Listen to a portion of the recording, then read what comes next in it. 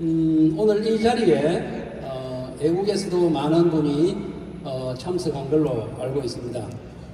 그런데 우리가 이 글로벌 회사다, 글로벌 회사가 아니다 이런 이야기를 제가 많이 들었어요.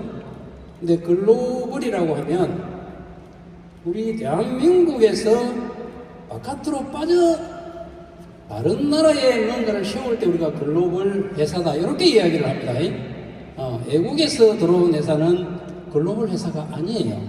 진정한 글로벌 회사는 누군 것 같아요? 인큐텐입니다. 인큐텐. 그걸 잘 아셔야 돼요. 그래서 엄청난 오늘 인큐텐의 힘이 느껴집니다. 제가 본론에 들어가기 전에 제가 이 시대 정신이라는 이야기를 좀 나누고 본론에 들어가도록 하겠습니다. 우리가 시대 정신 하면은 독일 말로 차이트, 시대, 가이스트, 이 정신이라고 이렇게 이야기해요. 영어로는 우리가 스피릿 오브 디 에이지 또는 더 타임 이렇게 시대 정신이라고 우리가 이렇게 용어를 많이 들어보셨죠, 그죠? 네, 많이 들어봤을 겁니다. 독일의 이 유명한 헤겔이라는 이 철학자가 이 시대 정신을 어떻게 정의를 내렸느냐 하면 인류의 역사에서 어떤 시대로 가든 간에 그 시대를 관통하는 하나의 절대적인 정신이 있다. 이렇게 현장에 접목을 시키신 분이에요. 요거를 조금 말이 어려우니까 조금 쉽게 말씀을 드리면 우리가 한 시대를 지나갈 때마다 이렇게 필요한 도구가 있었습니다. 여러분들 잘 생각 한번 해보십시오. 우리가 핸드폰이 나오기 전에 그 이전에 수십 년 전부터 이 핸드폰을 개발하기 위해서 누군가가 개발을 시작했겠죠. 그죠? 그래서 이 시대 정신이라고 하는 것은 항상 현재가 아니고 과거도 아니고 미래지향적이에요. 네. 이 시대에 가서 과거가 지나봐야만이 이게 시대 정신이었구나 하는 걸 우리는 알 수가 있죠. 그래서 한 분야의 예를 들면 우리가 과학기술 정보 분야에서 시대 정신은 뭐였을까요? 여러분? 단연코 융합과 반도체였습니다. 그죠? 그래서 만약에 우리가 반도체가 없었더라면 물론 살아가는 데는 문제가 없겠지만 굉장히 불편했겠죠. 그죠? 자, 여기에서 저는 우리 식품 세계의 시대 정신은 과연 뭘까 한번 생각을 해봤어요. 그래서 방금 제 귀로는 한 500분이 수용아 이렇게 말씀을 하신 것 같아요. 수용아 그렇게 말씀하셨나요? 네? 저는 이 식품 세계의 시대 정신을 저는 생체 이용률이다. 이렇게 저는 수용화도 맞습니다. 맞는데 수용화는 생체 이용률로 가는 하나의 수단이에요. 수단. 정확한 목적은 뭐냐? 생체 이용률이다. 이렇게 저는 정의를 내렸습니다. 이 부분은 제가 본론에 들어가 가지고 다시 한 번 더 말씀을 드리도록 하고, 여러분 어느 시대나 진정한 그 리더가 있어요. 리더들은 항상 이 시대 정신에 입각해서 그 정신하면 기술이에요. 기술. 이거를 개발하기 위해서 꾸준히 예측하고 예언하고 노력을 하는 거죠. 이 진정한 리더들은. 그래서 이 진정한 리더는 그러면은 어떤 사람이 진정한 리더일까? 제가 생각을 한번 해봤습니다. 해봤더니 시대 정신을 따라가는 이 창조 기술을 개발하고 이 개발한 기술을 볼 줄 아는 사람이 저는 진정한 이 시대에 맞는 리더다. 그래서 저는 열심히 기술을 개발하지만 누군가가 이거를 볼 줄 아는 사람이 있어야 되겠죠. 그죠? 네. 그래서 제가 오늘 한 분을 진정한 리더 한 분을 소개를 드리고자 합니다. 낮에도 밤에도 The Day and at Night 주제곡으로 불철주야 인기를 끌면서 여러분들을 위해서 어마어마한 수고를 하는 진정한 리더 한 분을 소개를 드리도록 하겠습니다. 여러분들, 우리 박정희 회장님이 진정한 리더인 것을 인정하십니까? 인정하세요? 그러면 과학기술을, 창조기술을 개발한 저도 리더로 인정을 해주시는 거예요? 감사합니다. 그러면 지금부터 왜 우리 인큐텐이 창조냐, 요거를 본론으로 들어가도록 하겠습니다. 우리가 창조가 되려면 누군가하고 없던 것을 만들어내는 것을 우리는 창조라고 해요. 창조라고. 그래서 우리가 식품을 정확하게 좀 알아야 되겠다 싶어서 제가 평상시에도 강의를 많이 해드렸지만 오늘 여기에 처음으로 초대받은 분들도 많이 계실 줄로 믿습니다. 그래서 식약처 산하의 식약처 홈페이지에 들어가시면 식품안전나라라는 사이트가 있어요. 요거를 공부를 열심히 잘 하시면 식품에 대해서는 최고의 대가가 됩니다. 자, 여기에 446종류의 건강기능성 식품이 알려져 있어요. 그 중에 국가가 관리를 하는 게 102종. 나머지는 개인이 가지고 있다든지 또는 개인 기업에서 관리를 합니다. 근데 여기에 나와 있는 건강기능식품을 우리는 정의를 어떻게 내리느냐면 어디에 도움을 줄 수 있다가 아니고 도움을 줄 수 있음이에요. 있음. 예, 도움을 줄 수 있을 수도 있고 도움을 안 줄 수도 있습니다. 그럼 왜 이거를 도움을 줄 수가 없냐, 확실하게 있다라고 표현을 못하느냐, 그 이유는 여기에 있어요. 우리가 뭔가를 먹었을 때는 반드시 흡수가 일어나야 되고 몸에 들어가 가지고 돌아다니면서 일을 해야 돼요. 일을 하고 그리고 빠져나갈 준비를 합니다. 빠져나갈 준비를 하고 마지막에는 바깥으로 빠져나가는, 이거를 우리는 약물 동태항 연구라고 하고 제가 조금 전에 말씀드렸던 생체 이용률이다. 생체 이용률이 높지 않기 때문에 여기에 있는 400여 종이 넘는데도 불구하고 우리는 도움을 줄 수 있으므로 기능을 정의를 해놨어요. 그래서 이제 정부가 그러면 앞으로 이 생체 이용률을 어떻게 높일 거냐? 이제 수년 후에 이러이러한 기술이 개발되어져야 된다라고 예측을 한 게 뭐냐? 중소벤처기업부에서 아까 제가 고시행 원료가 102종류라고 했어요. 그 중에 68종류를 흡수율을 높여라. 흡수율을 높여서 기능을 고도화시키는 연구를 하면 연구비를 주겠다라고 합니다.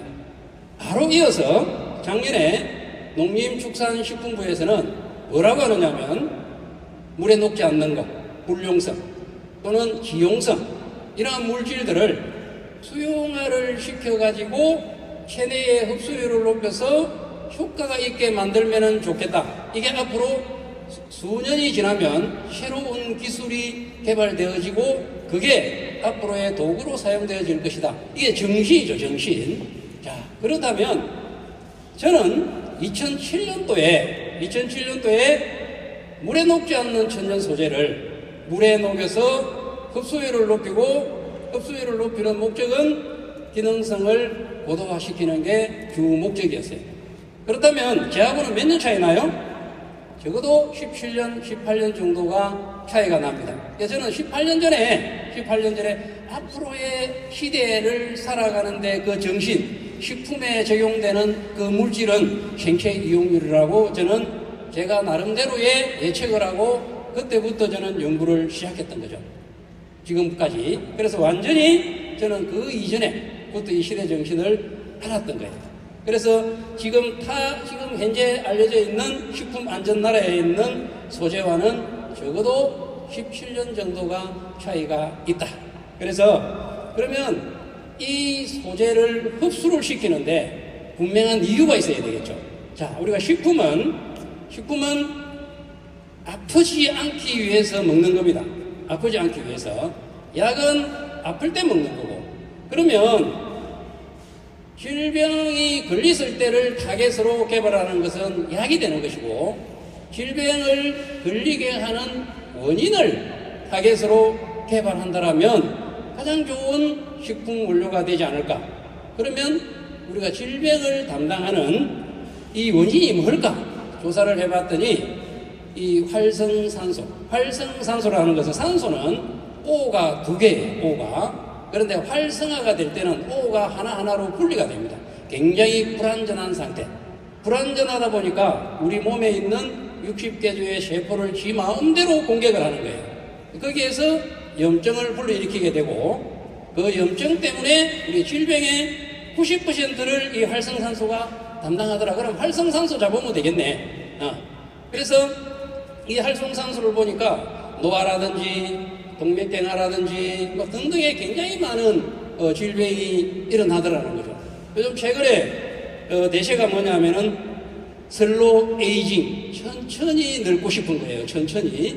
자, 슬로우 에이징을 해주기 위해서는 첫 번째가 뭐냐? 이 활성산소를 잡아줘야만이 우리는 노화를 지속시킬, 천천히 저속하게 갈 수가 있다. 그런데 우리 몸속에는 항상 이 활성산소를 잡아주는 몸 안과 바깥에서 두 종류가 있어요.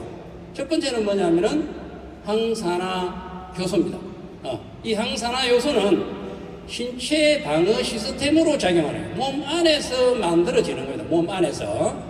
그 다음에 항산화 물질은 우리 몸 바깥에 있는 자연에 존재하는 비타민이라든지 코큐텐이라든지 이런 등등의 물질이죠. 그래서 이 항산화 효소가 항상 많이 몸 안에서 만들어주기만 한다면 우리는 건강을 유지할 수가 있는데, 문제는 이 항산화 효소가 세월이 흐르면서 나이를 먹으면서 점점 우리 몸속에서 줄어드는 거예요. 줄어들다 보니까 유백률, 몸이 계속해서 아파져 간다. 그래서 이 타겟을 정확하게, 식품 타겟은 예방 타겟인 활성산소를 잡아서 이 항산화 효소를 많이 역으로 높여준다라면 유백률이 더 떨어지지 않을까. 그렇게 해서 그럼 어떤 소재가 가장 좋을까를 찾았습니다.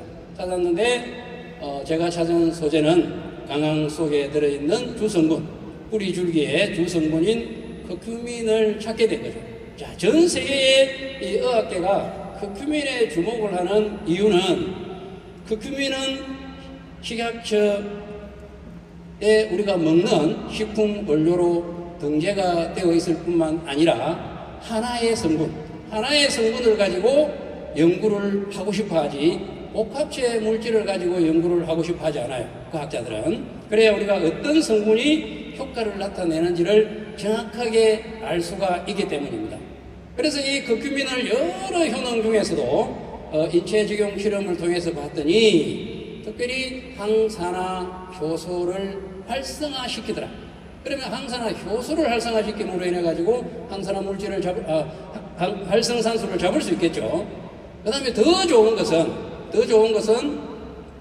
염증인자, GRP가 뭐냐면은 급성염증인자예요. 이 급성염증인자들까지도 감소를 시키더라. 이 외에도 굉장히 많은 연구가 있어요.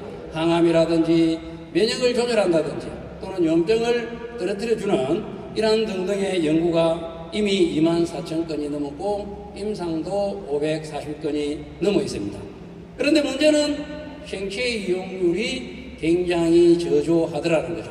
자, 이 생체 이용률을 높이기 위해서 라이토좀이라든지 리포좀이라든지 이러한 포스프리피드, 인지질을 이용해서 굉장히 많이 개발이 되어져 있지만은, 저는 앞서 말씀드린 바와 같이 물을 이용해서 완전히 설탕이나 소금이 물에 녹듯이, 사람들이 수용하라고 하면은 이렇게 나노 뭐 이런 것들을 연상하시는 분들이 많은데, 그거는 수용화가 아니고 현탁된 거예요. 현탁. 그래서 완전히 투명하게 이렇게 녹이는데 성공을 했습니다. 그래서 이름을 탱큐민 S 플러스 또 탱큐민 G 플러스라는 이 두 소재를 손에 쥐게 된 거죠.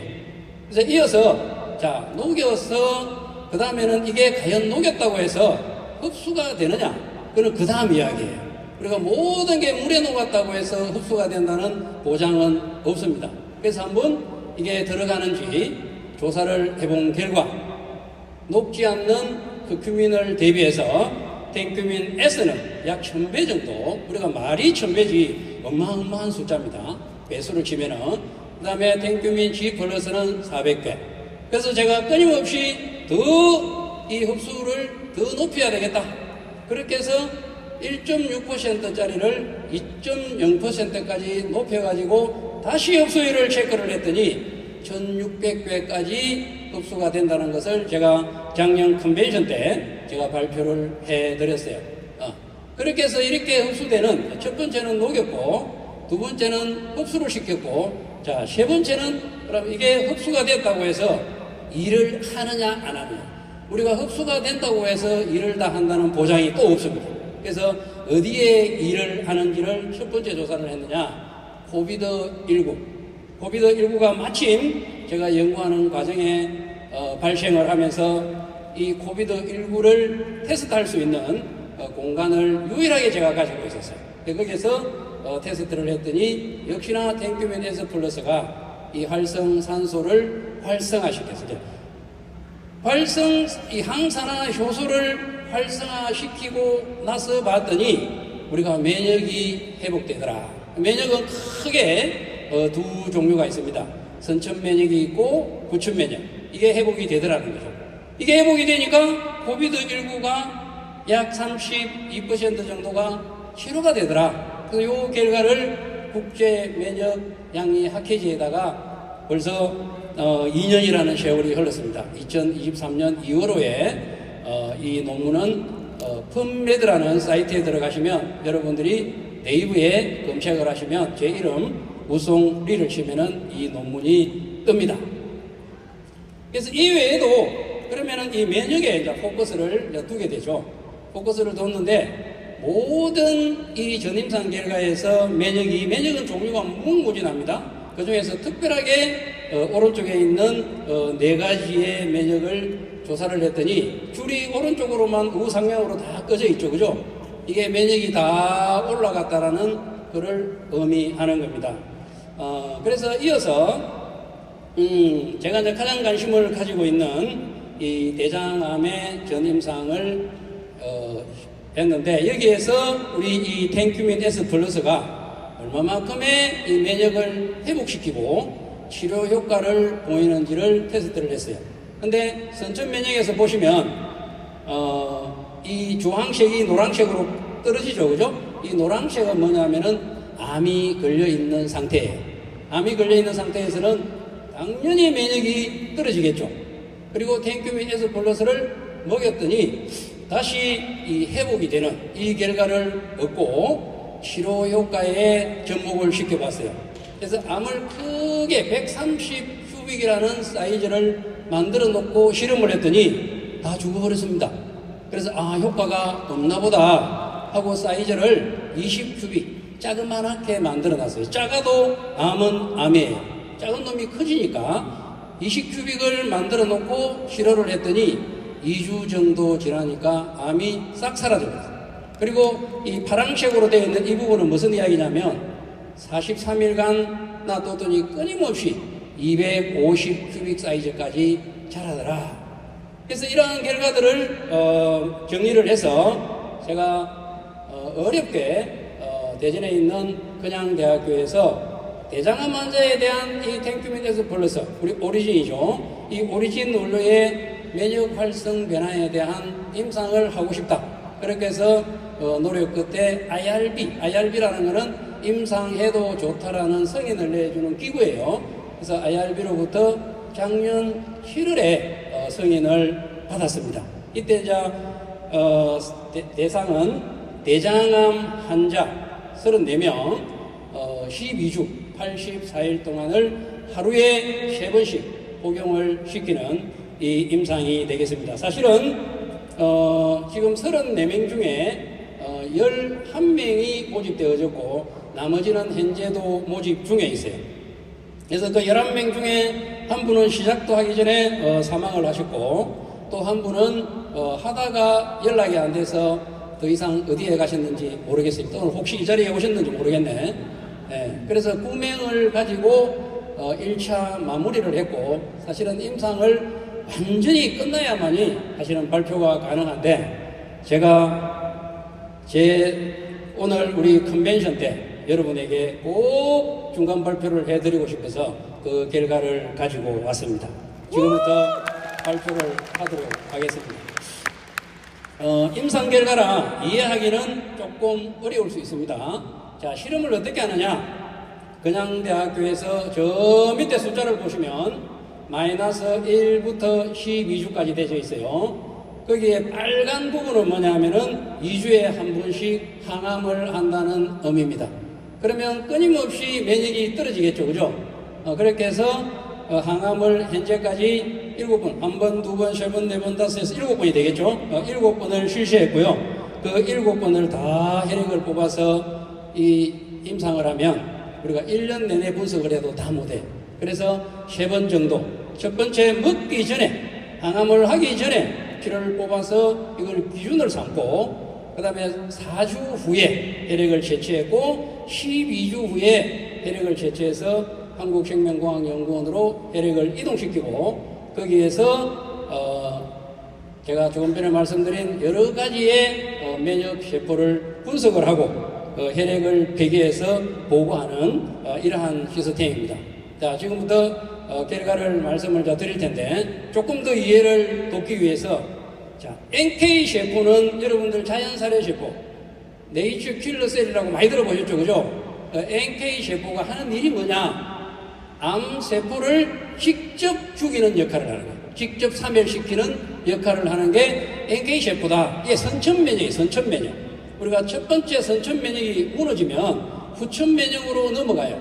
그래서 후천면역에는 크게 두 종류가 있습니다. CD4와 CD8이 있는데, 또 CD4는 새끼가 4명이에요. TH1, 2, 17, T-reg, 요 4종류가 있는데, 여기에서 T-reg는 평상시에 제 강의를 많이 들어보신 분들은 이제 이해를 조금 하실 거예요. 요거는 암이 내성을 불러일으키는 데 역할을 해요.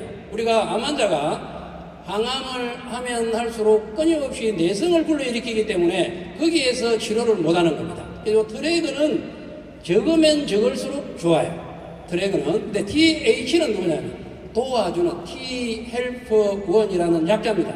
도와주는 역할을 하는 거예요. 요거는 많이 올라가면 올라갈수록 좋은 거예요. 그래서 요게 많이 올라가면 요 또 하나의 세포를, 암 세포를 직접 죽이는 이 CD8이라는 CTL이라고 해요.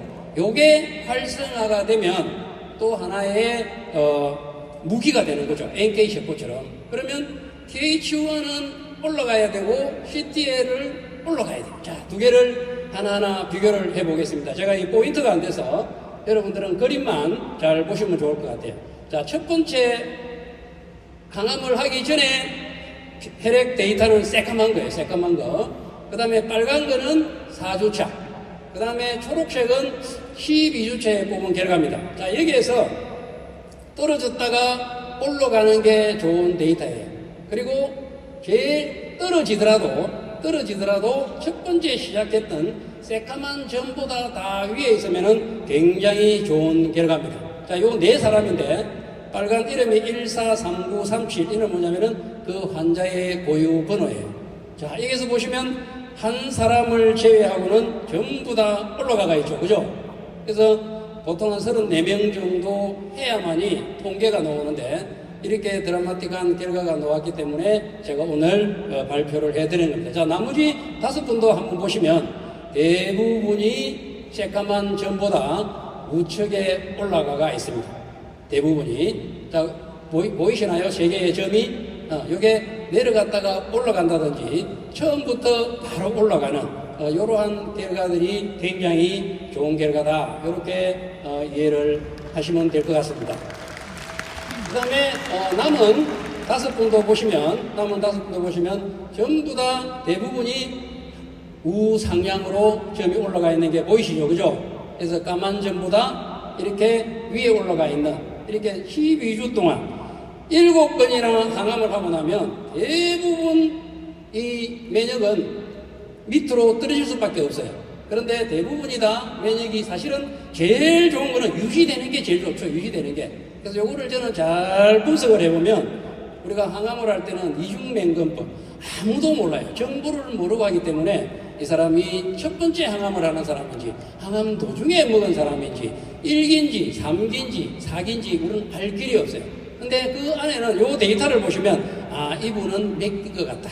이분은 항암을 처음 하시는 분 같다. 이런 거를 대충 제가 추측을 할 수 있습니다. 그래서 이제 요 트래그도 보시면 대부분이 이 떨어지는 게 좋은 겁니다. 트래그는 밑으로 떨어지는. 요 데이터를 제가 마무리를 1차를 했기 때문에 조만간에 이제 거장대학교에 가가지고 요 사람의 임상 증상하고 두 개를 이제 비추어 보려고 합니다. 그래서 마지막까지 아마 남아있는 환자들도 이와 유사한 결과를 보여줄 거다라고 확신을 하고 있어요. 그래서 마무리가 되면 이제 좋은데 논문도 내고 많은 이제 홍보를 할 수 있을 것 같습니다.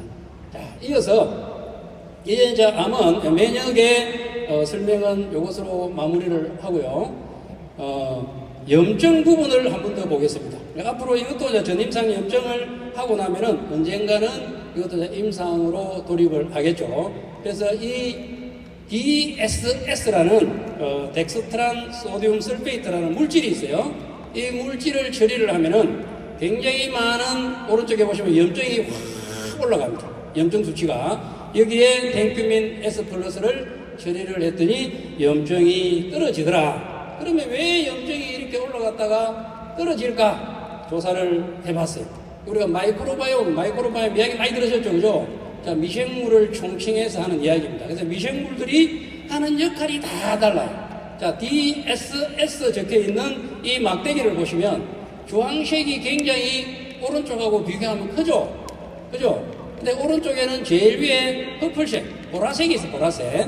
그 다음에 제일 밑에 청색이 있는데 청색이 많이 늘어나고 주황색이 굉장히 줄어들었어요. 얘들이 뭘 하는 역할을 하느냐? 이 주황색은 염증을 유발시키는 미생물이에요.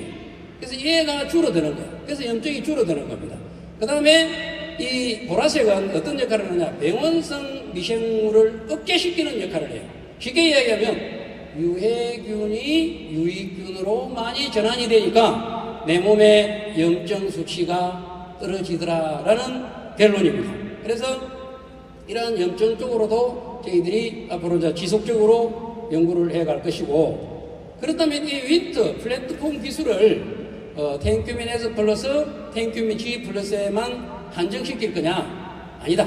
지금 식품안전나라에 등재되어져 있는 이 102종류 중에 제가 필요로 하는 이 소재를 선별을 해서 더 생체 유용률을 높여주고, 생체 유용률만 높여주는 것이 아니라 원인을 타겟으로 하는 우리 탱큐민 S 플러스를 가지고 녹여준다라면 훨씬 더 시너지 효과가 있을 거다라고 해서 만든 제품이 이 카테큐민 S 플러스, 실리마린 큐민, 소프리, 코로솔, 이 모나큐민 이렇게 소재들이 이제 탄생을 하게 된 겁니다.